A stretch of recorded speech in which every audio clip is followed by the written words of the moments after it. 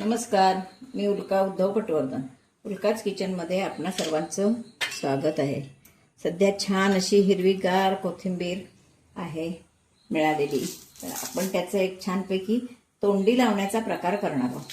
हे बघा, हे अशी त्याच्यासाठी मी अशी कोथिंबीर ही धुवून वगैरे घेतलेली आहे साफ करून. आणि अशी आता मी पहिल्यांदा मिक्सरमध्ये कोथिंबीर घातली, एक मुठभर चांगली कोथिंबीर घेतली आहे, ती घातली आहे. त्यानंतर त्याच्यात आपण मिरची घालणार. मिरची ही तर आवडीप्रमाणे घालायची किंवा तिखट किती असेल त्या मानानं घालायची. मिरचीचं प्रमाण हे नाही सांगू शकत, त्याच्यामुळे ही मी एक मिरची घातलेली आहे, थोडी जास्त. त्यानंतर त्याच्यात आपण आंब्याचा कीस टाकणार आहोत. सुंदर असा ठेचा होतो, सुंदर एक तोंडी लावणं मस्त आंबा. आणि त्या आंब्यामध्ये आपण मीठ घातलेलं आहे, त्याच्यामुळे चटणीत मीठ थोडंच घालणार आहोत.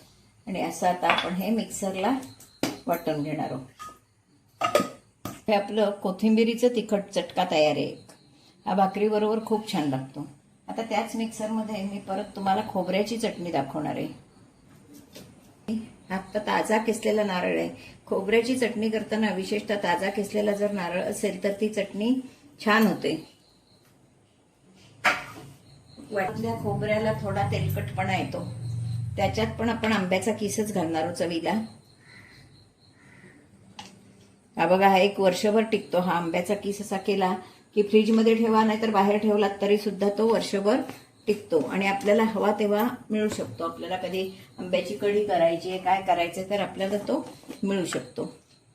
त्यानंतर आता हे चिमूटभर साखर, कोथिंबीर, मिरची टाकणार आहे मी, कारण आम्हाला तिखट जरा जास्त नको असतं म्हणून. मिरची आणि कोथिंबीर, बारीक चिरलेली कोथिंबीर, मीठ, साखर. आंब्याच्या किसात मीठ आहे, त्याच्यामुळे मी थोडं मीठ घालते. आता हे आपण वाटून घेणार आहोत. अशी ही खोबऱ्याची चटणी वाटून झाली. काय काय साहित्य घातलंय ते तुम्हाला दाखवलंय.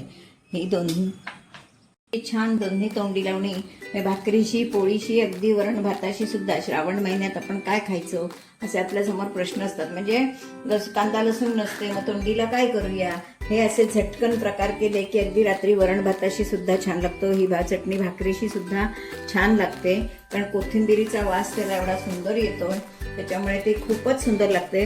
अशी ही तोंडी लावणी तुम्ही नक्की करून बघा. आणि आवडली तर लाईक, शेअर, सबस्क्राईब करायला विसरू नका.